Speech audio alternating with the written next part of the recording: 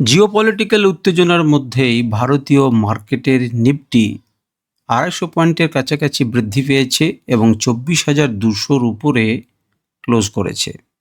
দেখুন, মার্কেট অনেকখানি নিচে নেমে গিয়েছিল, সেখান থেকে অন্ততপক্ষে কিছুটা স্থিতিশীল।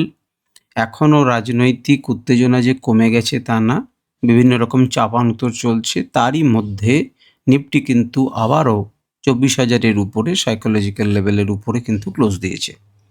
আমরা বোঝার চেষ্টা করব যে নিফটি কোন জায়গাতে রয়েছে, কেন নিফটি একটি নির্দিষ্ট লেভেলের বেশি উঠতে পারলো না। তার মানে আমরা রেজিস্ট্যান্সকে খোঁজার চেষ্টা করব, সাপোর্টকে খোঁজার চেষ্টা করব এবং পরের দিনে কোন রকম পজিশনে কিভাবে ট্রেড করা যেতে পারে সেই সমস্ত কিছু নিয়ে বিচার বিশ্লেষণ করব।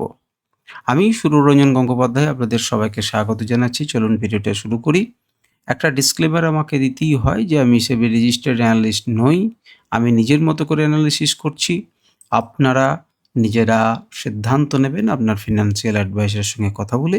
আমি কোনো রকম বাই বা সেল রেকমেন্ডেশন আপনাকে দিচ্ছি না। তো চলুন ভিডিওটা শুরু করি এবং বোঝার চেষ্টা করি। চাকিয়ে দেখতে পাচ্ছেন যে নিফটি ২৪৪ পয়েন্ট উপরে উঠে ২০৬, কিন্তু এর গতিপথটা কেমন ছিল সেই গতিপথটা বুঝতে গেলে আমরা একটু রেঞ্জটাকে বোঝার চেষ্টা করছি এবং দেখার চেষ্টা করছি। যদি আপনারা স্কিপ না করে শুনছেন তাহলে কথাগুলো আগেও শুনেছেন, আবারও শুনবেন, তাহলে বুঝতে পারবেন। দেখুন, ৯৬০-এ প্রিভিয়াস ক্লোজ হয়েছে, মার্কেট খুলছে কোথায় ২৪,১২০। যখনই ২৪,১২৪ আপনি শুনলেন, আপনার কাছে একটা মাথাতে শব্দ আসা উচিত যে ২৪,১১০ থেকে ১৩০ পর্যন্ত আমি একটি লেভেলের কথা বারে বারে বলছি। যদি ৬২,৯৬২ থেকে উপরের দিকে যেতে চান তাহলে এই লেভেলটি আপনার কাছে রেজিস্ট্যান্স হবার কথা, কিন্তু ঠিক এই লেভেলের উপরেই কিন্তু ওপেন হচ্ছে। তাকেই দেখুন মার্কেট কতদূর পর্যন্ত লো দিয়েছে, ১২০। অর্থাৎ আমাদের যে রেজিস্ট্যান্স লেভেলটি ছিল আগের দিনের সাপেক্ষে গুরুত্বপূর্ণ, সেটি তার উপরে উঠে সেখানে সাপোর্ট নিয়ে তারপর উপরের দিকে যাচ্ছে। রেজিস্ট্যান্স যখন পরিণত হয়ে গেল সাপোর্টে এবং সাপোর্ট যখন ভাঙলো না, তখন মার্কেট কিন্তু উপরের দিকে যেতে শুরু করলো এবং বারে বারে আপনারা দেখেছেন যে ২৪,১১০, ১২০ যে লেভেলটি বলছে সেটাকে মানছে। এবারে আমরা তাকিয়ে দেখি যে উপরের দিকে ২২৮ পর্যন্ত পৌঁছালো। মার্কেট বন্ধ হলো কততে? ২০৬, সামান্য একটু নিচে। এখন প্রশ্ন হচ্ছে এই ২২০, ২২৫-এ কেন মার্কেট যাবার পর আর গেল না? অনেকেই বলবেন যে ২৪৪ পয়েন্ট উপরে উঠলো, তারপরে সে আর কতই বা উঠবে। কিন্তু আমরা খোঁজ করতে চাইছি নিফটির সাপোর্ট এবং রেজিস্ট্যান্সের। নিখুঁতভাবে আমরা খোঁজ করতে চাইছি, সুতরাং এটি আপনাদেরকে একটুখানি করে দেখতে হবে। তো চলুন এক এক করে আমরা দেখার চেষ্টা করি। যদি মান্থলি টাইম ফ্রেমে দেখেন তাহলে একটুখানি বেশ ভালো লাগছে, যেটি নিচে নেমেছিল সেটি অন্তত পক্ষে উপরে উঠে এসেছে, সুতরাং এখানে আর নতুন করে কিছু বলার নেই। যদি আমরা উইকলিতে যাই তাহলেও বেশ ভালো লাগছে।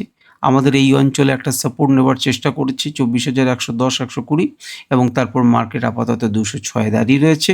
মাথার উপরে কিন্তু ৪৫০ লেভেলটি কী হিসেবে রয়েছে আর রেজিস্ট্যান্স রয়েছে উইকলি টাইম ফ্রেমে। আমরা চলে আসি ডেলি ক্যান্ডেলে। ডেলি ক্যান্ডেলে কিছুটা বিষয় পরিষ্কার হবে এবং মনোভূত হবে। তাকিয়ে দেখুন এই সমস্ত সাপোর্টগুলোকে একের পর এক ব্রেক করে মার্কেট এখানে সাপোর্ট নিয়ে এই জায়গাতে ক্লোজ দিয়েছিল। তারপর মার্কেট কিন্তু একটা চেষ্টা করলো এবং এই জায়গাটা থেকে ধাক্কা পেল। এবারে তাকিয়ে দেখুন কোন জায়গা থেকে ধাক্কা পেল আর কোন জায়গা থেকে সাপোর্ট নিল। এবং আমাদের এখানে প্রাইস অ্যাকশনের মোটামুটি একটি লেভেল, এই জোন এখানকার মধ্যে রয়েছে। আগের দিন এইটিকে ভাঙতে দেয়নি, কিন্তু এখানে ধাক্কা খেয়েছিল। পরের দিন মার্কেট সেখান থেকেই, অর্থাৎ যেখান থেকে সেলাররা মার্কেটকে নামিয়েছিল তাদেরকে সম্পূর্ণ পরাজিত করে উপরে ওঠে এবং উপরে ওঠার পর কিন্তু নামতে দেয়নি, মার্কেট সেখান থেকে উপরে ওঠে। এখন আমাদের কাছে জ্বলন্ত সমস্যা রয়েছে এই লেভেলটি, যেটি আপনি বলতে পারেন ২৪,২৫০ লেভেল, ২৫০ থেকে ২৬০ এই লেভেলটি, ২৬০, ২৮০, কারণ এখানে একটি ট্রেন লাইন রয়েছে। এখন আমাদের প্রথম প্রশ্ন যেটা খোঁজ করব যে এই অঞ্চল পর্যন্ত পৌঁছালো, এখানে গিয়ে থামলো কেন? নাম্বার 1। নাম্বার 2, আমাদের যদি ভাগ করে আপনারা ভালো করে ভেবে দেখতে পাচ্ছেন তো যে এখান থেকে কত বড় একটা রেড সিগন্যাল হয়েছিল। সুতরাং এই এরিয়াটা খুব সহজেই যে সেলাররা ছেড়ে দেবেন তা কিন্তু নয়। অর্থাৎ নিফটি কিন্তু একটা চ্যালেঞ্জের মুখে পড়তে চলেছে। কিন্তু নিফটি যদি চ্যালেঞ্জটাকে একদম টপকে যেয়ে খোলে তাহলে কিন্তু কিছু বলার নেই। টপকে গিয়ে খুলতে পারে এবং এই নিচের লেভেল থেকে সাপোর্ট নিয়ে মার্কেট কিন্তু উপরের দিকে যেতে পারে এবং সেক্ষেত্রেও এই জোন কিন্তু অর্থাৎ 350, 24,000, 350 কিন্তু আপনার কাছে একটা বাধা তৈরি করবে। এবারে আমি আপনাদেরকে দেখাই যে প্রাইস অ্যাকশনের সাপেক্ষে তো বুঝলেন, একবার ইন্ডিকেটরের লেভেলগুলো আপনাদের দেখা অভ্যাস রয়েছে। তো সেগুলোর সাপেক্ষে দেখুন সেই 116 র কথা মনে আছে? দেখতে পাচ্ছেন 24,116.67, সেই 16.67 এর এই রিজিয়নে কি করেছিল? আগের দিন ধাক্কা খেয়েছিল। দেখুন পরের দিন তার উপরে খুলে সেখান থেকেই সাপোর্ট নিয়ে মার্কেট উপরের দিকে যাচ্ছে। তাহলে বারে আপনাদেরকে বলেছি আমার কাছে লেভেলস ইম্পর্টেন্ট। আমাকে খুঁজতে হবে যে লেভেলটি কত গুরুত্বপূর্ণ এবং সেই লেভেলটি আমার কাছে রেজিস্ট্যান্স না সাপোর্ট, এবং সেটিকে ভাঙলে পরে আমি অন্যরকম ভাববো, সেটির উপরে থাকলে আমি অন্যরকম ভাববো। সেই হিসেবেই তাকিয়ে দেখতে পাচ্ছেন মার্কেট চলছে এবং মার্কেটে আমরা অ্যানালিসিস করছি। 1 ঘন্টা টাইম ফ্রেমে আসুন। 1 ঘন্টা টাইম ফ্রেমে যতদূর আমার মনে পড়ছে আমি আপনাদেরকে একটা ট্রেন্ড লাইন, অর্থাৎ এখান থেকে লোটাকে তুলছে এমন করে একটা ট্রেন্ড লাইনের গল্প বলেছি। আমরা একটা ডব্লু প্যাটার্নের কথা বলেছিলাম যে হাইটাকে লোটাকে মানে হায়ার লোজ তৈরি করছে এমন, এবং সে উপরের দিকে যেতে পারে, এখানটায় তার নেকটা ব্রেক হলে অপদূর যেতে পারে এবং এখানে ধাক্কা খেতে পারে। কিন্তু সেই সুযোগ কিন্তু লাইভ মার্কেটে আপনাকে দিল না। তার উপরে খুললো, সেই নেকের উপরে খুললো এবং উপরের দিকে যাওয়ার চেষ্টা করলো। আমরা এখানে একটি প্রশ্নকে খোঁজার চেষ্টা করেছিলাম যে 228 বা 225-এর উপরে মার্কেট উঠতে পারলো না কেন? তো সেই প্রশ্নের কিছুটা উত্তর আমরা কিন্তু এখানে পাবো। যদি একটু বড় করি তাহলে কিছুটা পাবো। ভালো করে মন দিয়ে তাকিয়ে দেখুন যে কেন 288-এর উপরে উঠতে পারলো না। তাহলে আমরা ধরে নিতে পারছি যে 228, 225 এই রিজিয়নটা। যদি বাঁ দিকে একটুখানি পিছিয়ে যান তাহলে কি দেখতে পাচ্ছেন? এখান থেকে প্রথমে মার্কেট কিন্তু নিজেকে হোল্ড করার চেষ্টা করেছিল এই উপরে। তারপরে এই বড় দাদাটি মার্কেটকে টেনে নামায়। তাহলে এই একটি জায়গা যেখানে কিন্তু একটা বড় সাপোর্ট বা রেজিস্ট্যান্স জোন রয়েছে অ্যাকর্ডিং টু ইউর প্রাইস। এখন এই মুহূর্তে নিচে রয়েছে, সুতরাং এটি রেজিস্ট্যান্স। সেই জন্যই কিন্তু সহজে এই রিজিয়নটাকে প্রথমে চেষ্টা করে পারেনি, মার্কেট সেখান থেকে নামতে শুরু করলো। কিন্তু আমাদের এই সাপোর্ট লেভেল যেটি আগের দিনে সাপোর্ট নিতে পারেনি, সে সেখানে সাপোর্ট নিল এবং মার্কেট ধীরে ধীরে আবার উপরের দিকে চললো। এই সাপোর্ট লেভেলে যেটি আগের দিন নেয়নি, পরের দিন বা পরের কোনো একটা দিনে সে এখানে কিন্তু রেজিস্ট্যান্স ফেস করলো, অর্থাৎ ধাক্কা খেলো এবং তারপর কিন্তু নিচে নেমে গেল। তাকে কিন্তু বায়ার্সরা তুললেন। এবার এই এরিয়াটা কিন্তু বায়ার্সরা আর ছাড়তে চাইছেন না। তাহলে এখানে যে সেলাররা আছে সেই সেলাররা অন্ততপক্ষে কালকে খুব জোরালো ধাক্কা দিয়েছে তা কিন্তু নয়। এখানে আমরা বলতেই পারেন যে একটা ডবল টপ প্যাটার্ন তৈরি হয়েছে এবং এম প্যাটার্নের আধখানা হয়ে পড়ে রয়েছে। আবার এমনটাও আপনি ভাবতে পারেন যে এই রেজিস্ট্যান্স লেভেলকে ভেঙে যদি উপরে খোলে, তো এখানে যদি সাপোর্ট নেয় তাহলে কিন্তু মার্কেট উপরের দিকে যেতে পারে। আপনি একটি কাজ করুন, আপনি 1 ঘন্টা টাইম ফ্রেমে সংক্ষেপে এইভাবে একটি দাগ দিয়ে রাখুন। আপনি দেখুন যে প্রাইস কোথায় খুলছে। প্রাইস যদি এই ট্রায়াঙ্গেলের মধ্যেই খোলে এবং এটাকে যদি সমীহ করে উপর দিকে ওঠে এবং রিটেস্ট করে উপরের দিকে যায়, ভেরি ফাইন।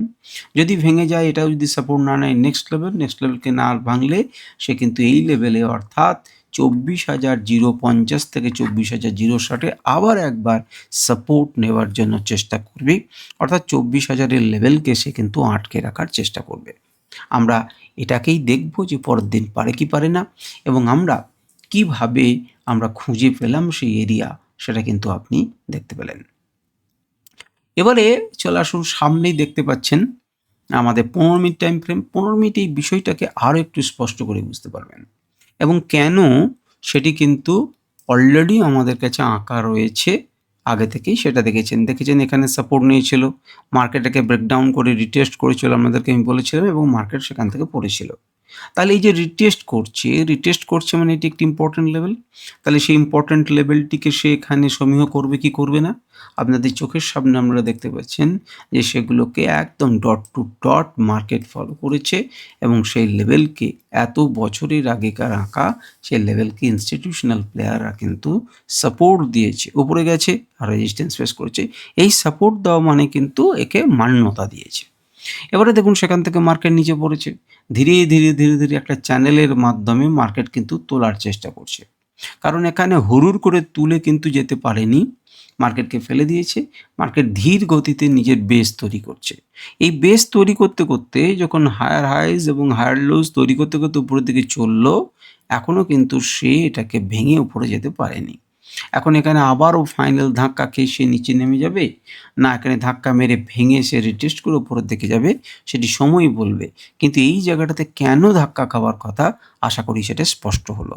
যদি আপনি এটা বুঝতে পারেন যে কেন ধাক্কা খেয়েছে, তাহলে পরে আপনি যখন ভবিষ্যতে ট্রেড করবেন, তখন কিন্তু আপনার কাছে টার্গেটটা বা টার্গেট 1, টার্গেট 2 যেটাই হোক পরপর এইগুলোর সম্পর্কে একটা ক্লিয়ার ধারণা থাকবে, যেখানে কিন্তু মার্কেট ধাক্কা খেতে পারে। অর্থাৎ আপনি যদি আগে থেকে পজিশন নেন তাহলে এক্সিট করবেন। আপনি যদি আবার নতুন করে পজিশন, শর্ট পজিশন তৈরি করতে পারবেন যদি রেজিস্ট্যান্স সম্পর্কে আপনার সঠিক জ্ঞান থাকে। তো এটা হচ্ছে 15 মিনিটের টাইম ফ্রেমে আমরা কি করতে পারি না, আমরা যা করতে পারি আপনাকে চ্যানেল দেখালাম। আপনি নিচেরগুলোকে লিখে এইভাবে একটা ট্রেন লাইনকে এঁকে রাখতে পারেন এবং আশা করুন মার্কেট কোথাও এরকম জায়গাতে খুলুক এবং এখান থেকে সাপোর্ট নিয়ে বারে উপরের দিকে উঠুক। আর যদি ভেঙে যায় তখন ভেঙে যাবে এবং সেক্ষেত্রে আপনি নতুন সিদ্ধান্ত নেবেন। এবারে চলে আসুন 5 মিনিট টাইম ফ্রেমে। ওই যে 5 মিনিট অনেকক্ষণ পরে খুলছে বলে একটু অসুবিধা হচ্ছে।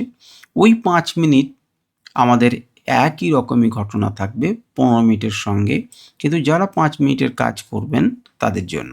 যারা 5 মিনিটে ধরুন করেছিলেন, ট্রেড করছিলেন, তারা এইভাবে কিন্তু একটা ট্রেন লাইনকে আঁকতে পারতেন না এমন নয়।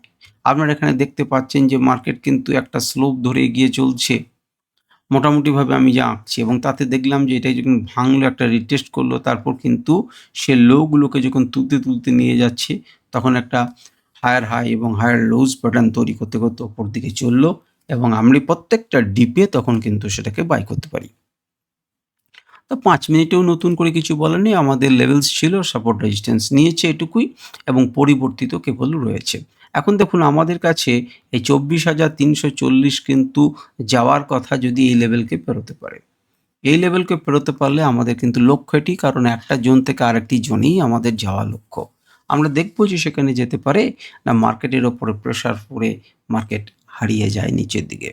আমরা দেখব একবার 24,300 350 ডেটাটাকে চেক করে নিই। আমরা যদি কাছাকাছি দেখি যে 24,200 তো কী বলছে, 24,200 তো দেখতে পাচ্ছেন সাপোর্ট এবং রেজিস্ট্যান্স কিন্তু তুল্যমূল্য। রেজিস্ট্যান্স রয়েছে 1,46,103 লটের আর সাপোর্ট রয়েছে 1,58,389টি।